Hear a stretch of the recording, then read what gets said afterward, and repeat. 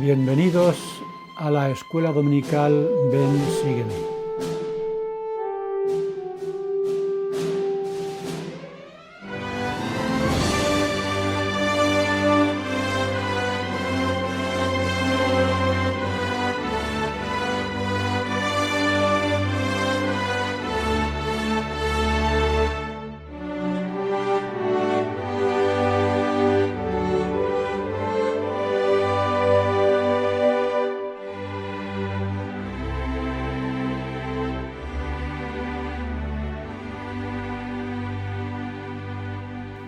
Durante los meses de febrero y marzo de 1832, José Smith y Sidney Rigdon continuaron la revisión o traducción del Nuevo Testamento.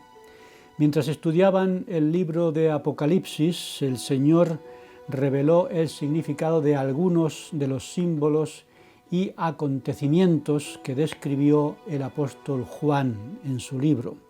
Esta revelación está registrada en la sección 77 de Doctrina y Convenios. Al apóstol Juan, a quien también se conoce como Juan el Amado y Juan el Revelador, lo exiliaron a la isla de Patmos por testificar de Jesucristo y de su Evangelio. Mientras se encontraba allí, recibió la revelación que encontramos en el libro de Apocalipsis. El profeta José Smith explicó lo siguiente sobre esta revelación que tuvo Juan.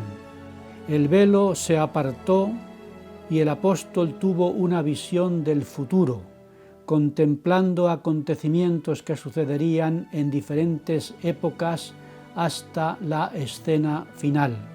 Mientras observaba las glorias del mundo eterno, vio ángeles y escuchó la voz de Dios. José Smith añadió lo siguiente: el libro de Apocalipsis es uno de los libros más sencillos de todos los que Dios ha mandado escribir. Pero, como las muchas imágenes y símbolos de este libro pueden resultar difíciles de entender para los lectores de hoy en día, las preguntas y respuestas que se encuentran en la sección 77 son una buena ayuda para tener una interpretación inspirada de algunos de los símbolos y acontecimientos que describió el apóstol Juan en los 11 primeros capítulos del libro de Apocalipsis. José Smith revisó las Escrituras estudiando los diferentes pasajes y pidiendo al Señor ayuda para entenderlas. Él hacía preguntas y recibía respuestas que le ayudaban a entender mejor el significado de la palabra revelada. Y eso es lo que podemos y deberíamos hacer todos cuando estudiemos las Escrituras y queramos recibir revelación que nos ayude a entenderlas mejor. En la Iglesia de Jesucristo de los Santos de los Últimos Días creemos varias cosas que deberíamos tener en cuenta cuando estudiemos los libros sagrados. Primero, que el canon de las Escrituras no está cerrado. Segundo, que la revelación continúa. Y tercero, que todos tenemos derecho a la revelación personal. Por tanto, cuando estudiemos las Escrituras deberíamos escudriñarlas y orar para recibir la revelación que nos ayude a entenderlas y a aplicarlas a nuestra vida.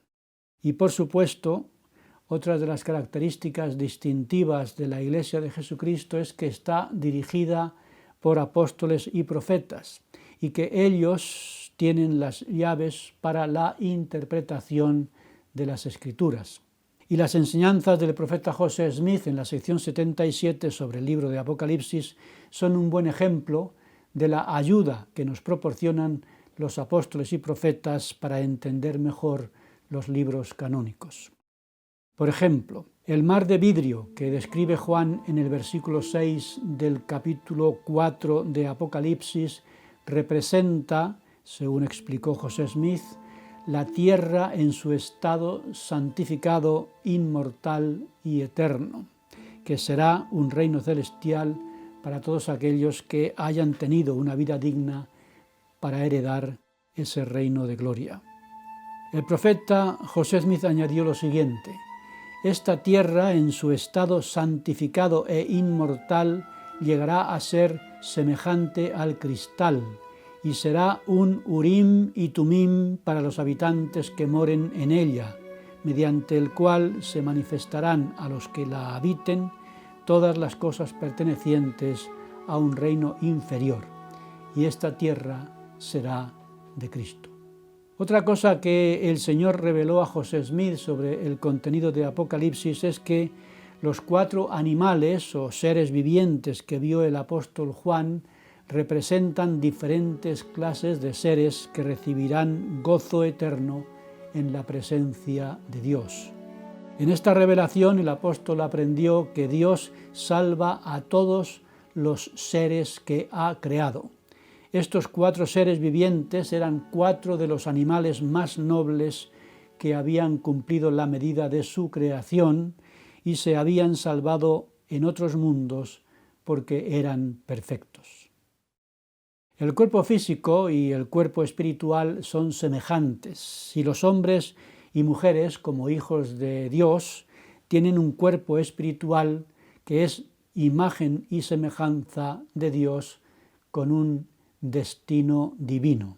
Y sabemos por revelación que Dios es un hombre exaltado y perfecto, que organizó la materia eterna para formar la tierra y todo lo que en ella hay, plantas y animales según especies respectivas en lo espiritual y en lo material, siendo lo espiritual a semejanza de lo material. Pero a los animales no los hizo Dios a su semejanza, ni les dio la capacidad divina para el razonamiento. Sin embargo, todos los animales se perfeccionarán en el más allá, según su naturaleza, y gozarán de felicidad eterna, como se indica en esta revelación sobre los 4 animales y su gloria.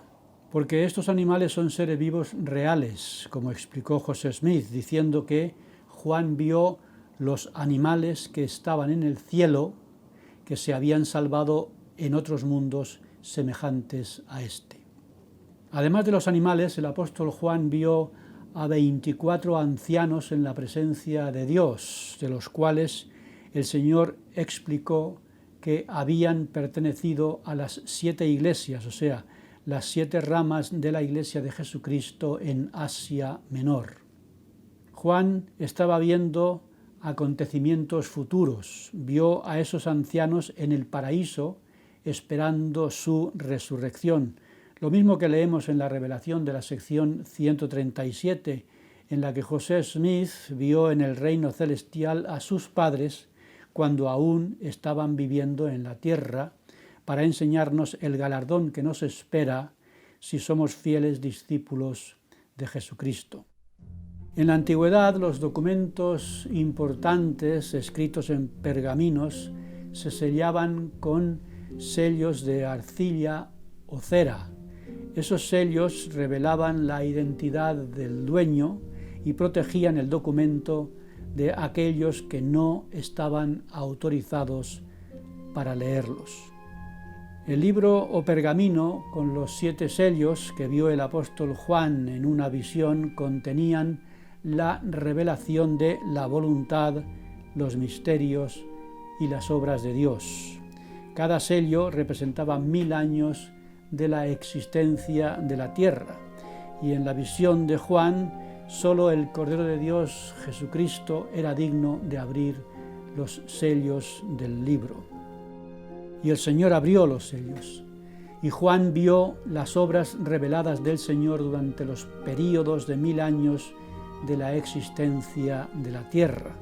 Con el tiempo se dará a conocer todo lo que Juan vio en ese libro sellado.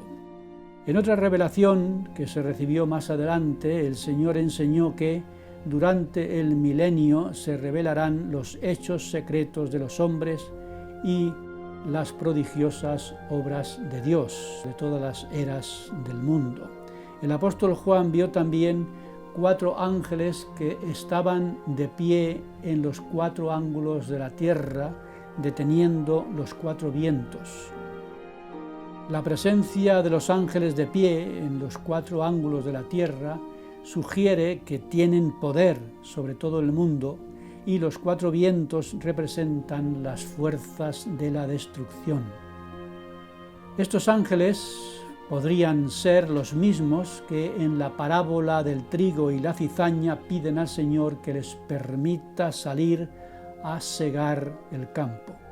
Y el Señor les dice que dejaran crecer juntos el trigo y la cizaña antes de que llegase el fin de la cosecha, que es el fin del mundo. Estos ángeles han recibido poder para llevar el Evangelio sempiterno a todos los pueblos de la tierra y están ahora cumpliendo con esta sagrada misión. Al profeta José Smith se le reveló que el ángel que asciende del oriente era Elías, que vendría a congregar a las tribus de Israel y a restaurar todas las cosas. Elías es un nombre y también es un título que se usa de diferentes maneras en las Escrituras. En el Nuevo Testamento el nombre Elías se refiere al profeta israelita de la antigüedad. Elías, como título, se usa para quienes tienen una misión especial que cumplir. Por ejemplo, en Doctrina y Convenios 77:14, el título de Elías se aplica a Juan el Revelador en su misión de ayudar a recoger las tribus de Israel y restaurar todas las cosas. Juan el Bautista sirvió también con el título de Elías al preparar el camino para Jesucristo, como leemos en Mateo 17, versículos 11 a 13. El mismo Jesucristo actuó como un Elías al restaurar el Evangelio y el sacerdocio de Melquisedec. Este título de Elías se ha dado a muchas personas que han tenido esta responsabilidad de preparar el camino, de congregar y de restaurar. El Elías al que se hace referencia en el libro de Apocalipsis podría representar a aquellos que han restaurado el conocimiento del Evangelio y las llaves del sacerdocio en la tierra en esta última dispensación. También ha habido personas con el nombre de Elías, como el caso de quien restauró el Evangelio de Abraham al profeta José Smith y a Oliver Cowdery en el templo de Kirtland. Por tanto, cuando encontramos la palabra Elías, debemos entender que se puede referir a una persona con ese nombre o a alguien que tenga una misión especial de restaurar llaves y poderes. Al describir a Elías, Juan dijo que tenía el sello del Dios vivo, cuya misión era sellar en sus frentes a los siervos de nuestro Dios. El profeta José Smith enseñó que el sello de los fieles en la frente significa sellar las bendiciones del convenio sempiterno sobre su cabeza, con el que queda confirmada su vocación y elección. Aquellos que reciban las ordenanzas de salvación por medio de la autoridad apropiada del sacerdocio y que sean fieles a los convenios que han hecho, recibirán el sello de la exaltación. Este sello protege a los fieles de los juicios divinos sobre los inicuos. Algunas personas han supuesto que las 144.000 personas que se mencionan en el Apocalipsis, capítulo 7, versículos 3 a 8, se refieren al número total de personas que recibirán la exaltación en el reino celestial. Sin embargo, el Señor aclaró que este es el número de sumos sacerdotes ordenados de entre toda nación, tribu, lengua y pueblo para administrar el Evangelio eterno y para ayudar a llevar a cabo la iglesia del primogénito. El profeta José Smith aprendió que la iglesia del primogénito es la iglesia celestial del Salvador, que incluye a todos aquellos que reciben la exaltación en el reino celestial de Dios. Por tanto, la misión de los 144.000 es predicar durante los últimos días para atraer a las personas a Jesucristo y ayudarlas a lograr la exaltación. El librito que se cita en Apocalipsis 10, versículo 2, diciendo que un ángel se lo dio al apóstol Juan, representa la misión de Juan de ayudar a congregar a Israel como parte de la restauración. Cuando en Apocalipsis 10:9 se manda a Juan comerse ese librito, lo que le están pidiendo es que participe de la palabra de Dios y acepte la misión que se le había asignado. De acuerdo con el relato de John Whitmer, que hizo de la conferencia celebrada en junio de 1831, el Espíritu del Señor descendió sobre José Smith, que profetizó que Juan el Revelador estaba entonces entre las 10 tribus de Israel que Salmanasar, rey de Asiria, se había llevado, preparándolas así para su regreso después de su larga dispersión, para de esa manera poseer de nuevo la tierra de sus padres. El Señor se refirió al apóstol Juan como un Elías que tenía que venir y restaurar todas las cosas. En su misión como un Elías, Juan se apareció junto con Pedro y Santiago al profeta José Smith y a Oliver Cowdery para restaurar las llaves del sacerdocio de Melquisedec. Y en su visión el apóstol Juan vio a 2 testigos con un gran poder para testificar de la verdad y que éstos morirían en Jerusalén. El Señor reveló al profeta José Smith que estos 2 testigos serían profetas levantados a la nación judía en los postreros días. No sabemos quiénes serán estos 2 testigos, pero podrían ser 2 apóstoles de la Iglesia de Jesucristo de los santos de los últimos días. En fin, hay en las Escrituras mucha información esperando a quienes estén preparados para recibirlas, que nos ayudan a entender mejor nuestra vida en este mundo y lo que nos espera en la eternidad. El 1 de marzo de 1832, José Smith recibió otra revelación en Hiram, Ohio, con la orden del Señor de establecer un almacén para los pobres, como se lee en el encabezado de la sección 78 de Doctrina y Convenios. El Señor le dijo lo siguiente: es necesario que haya una organización de mi pueblo para reglamentar y establecer los asuntos del almacén para los pobres de entre mi pueblo, tanto en este lugar como en la tierra de Sión. Tiempo atrás, en una revelación que se dio en Kirtland, en febrero de 1831, el Señor ya mandó a los santos que establecieran un almacén para reunir bienes y dinero para ayudar a los pobres y a los necesitados. Y ahora les estaba pidiendo que organizaran un almacén en Ohio y otro en Missouri.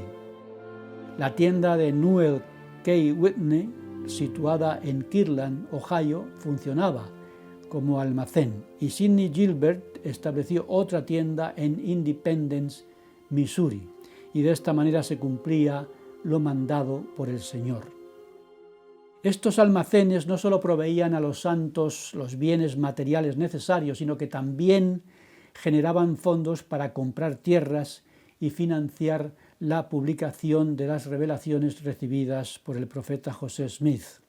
Con este propósito, en noviembre de 1831, se llamó a José Smith y a Oliver Cowdery, a John Whitmer, Sidney Rigdon, Martin Harris y William W. Phelps para ser mayordomos de las revelaciones y mandamientos. Este grupo tenía la responsabilidad de supervisar la publicación de las revelaciones. Y en esta revelación de la sección 78 el Señor mandó al profeta que organizara una empresa, más adelante conocida como la Firma Unida, para de esta manera administrar las labores mercantiles y editoriales de la Iglesia. Las palabras firma y firma unida se cambiaron después por los de Orden y Orden Unida. La Orden Unida de que se habla en esta parte de Doctrina y Convenios se refiere a la citada sociedad empresarial Firma Unida y no se deben confundir con la Orden Unida que se organizaría años después como parte de la consagración y reparto de bienes cuando la Iglesia se trasladó al oeste.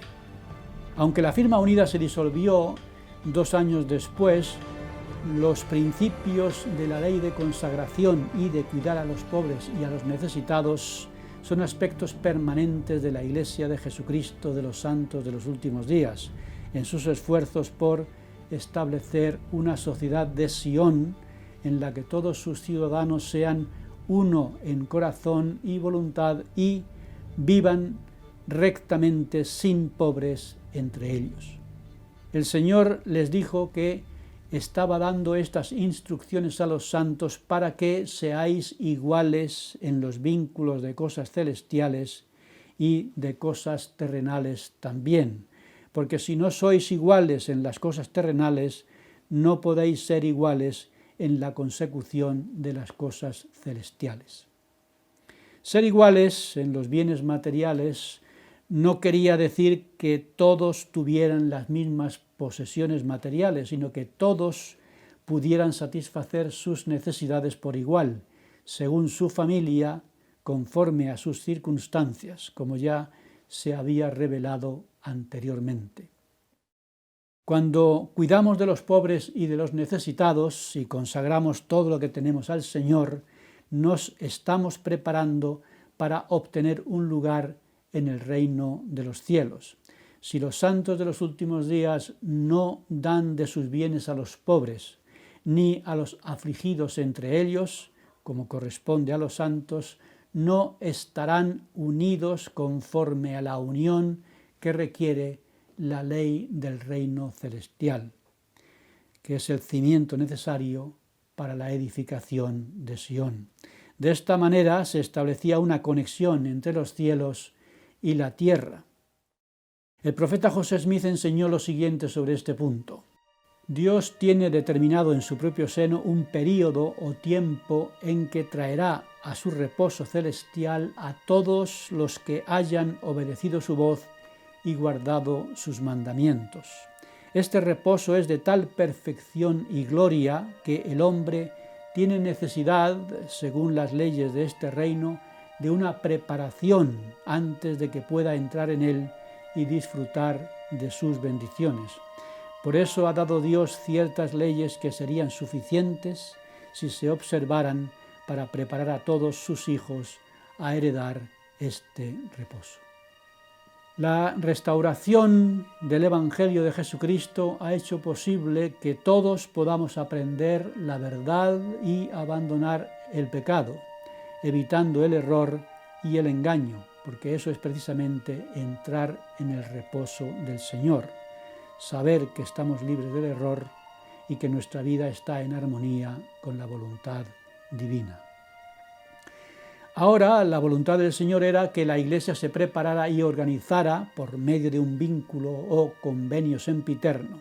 Por eso el profeta José Smith, Newell K. Whitney, Sidney Rigdon y otros viajaron a Missouri en abril de 1832 para reunirse con varios dirigentes de la Iglesia y organizar de manera formal la Firma Unida con los citados almacenes en Independence, Missouri y en Kirtland, Ohio.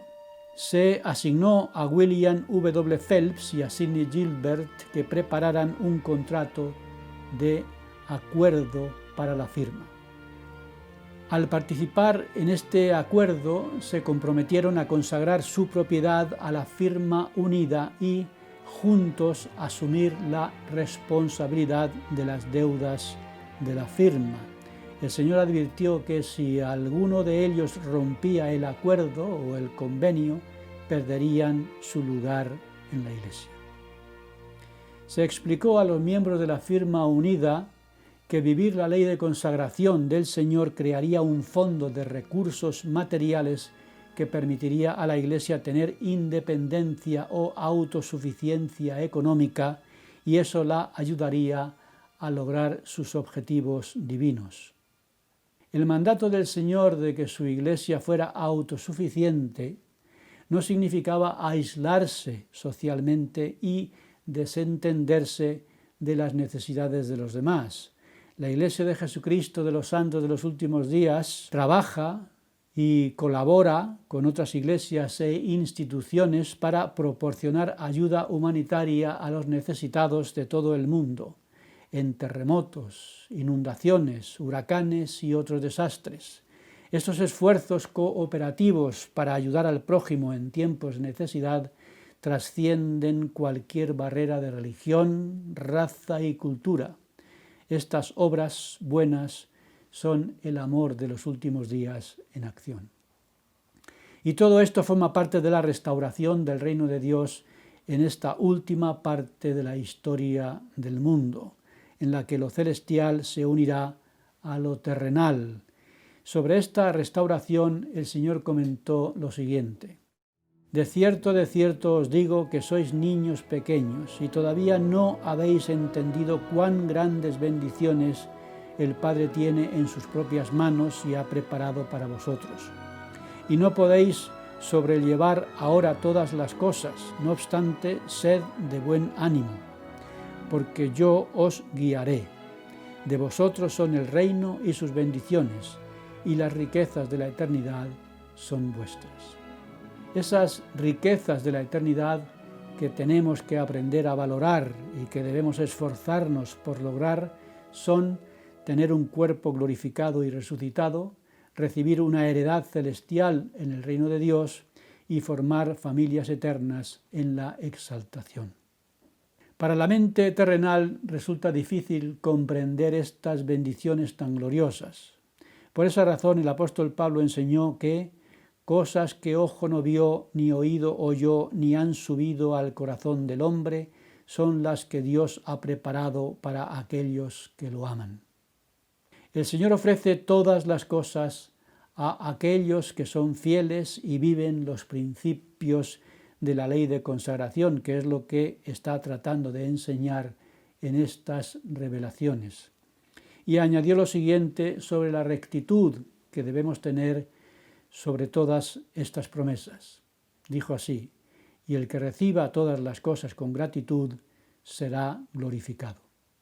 Debemos, por tanto, desarrollar una actitud agradecida en nuestra vida, convirtiéndola en una manera de ser, en una disposición, es decir, no solo estar agradecidos por algo en particular, sino ser agradecidos por la vida en general, y esto en cualquiera de las circunstancias en las que se desarrolle nuestra vida.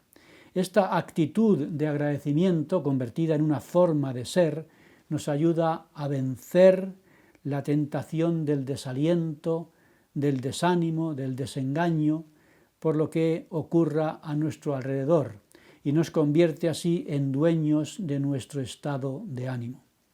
En esta revelación el Señor nos pide que, a pesar de las tribulaciones por las que pasemos, unamos nuestro esfuerzo a su divina providencia y nos aseguremos de que su Iglesia se sostenga independiente. Y nos pide que tengamos buen ánimo, añadiendo: porque yo os guiaré. En esta lección hemos visto cómo Dios nos guía para ser independientes en todos los sentidos, independientes en lo espiritual y en lo material, en lo intelectual y en lo emocional, y nos promete que las riquezas de la eternidad serán nuestras, si demostramos nuestro agradecimiento, siendo de buen ánimo y haciendo todas las cosas que nos ha mandado. Esta es pues nuestra petición, hermanos y hermanas. Jehová, sé nuestro guía. Es verdad que somos débiles, pero confiamos en tu mano y en tu don. Guíanos, por favor, a un lugar de promisión.